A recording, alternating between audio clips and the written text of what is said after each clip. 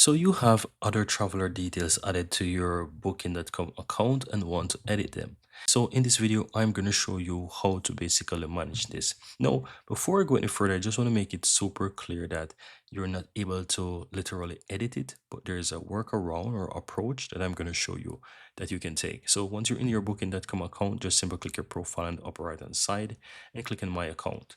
Now under this section, scroll down and go to the manage account section, find other travelers, click on that. Now I recommend that you go ahead and add a new traveler because you don't have the option to edit. You have the option to only remove.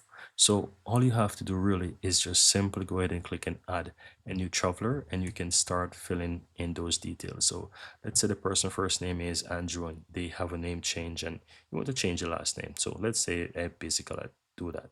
I'm going to just basically fill in some details here regarding the date of birth and just basically add the gender and click on add. Now once you can confirm that the new details that you added is correct, then I would just recommend that you simply remove the previous one by clicking on remove and confirm it.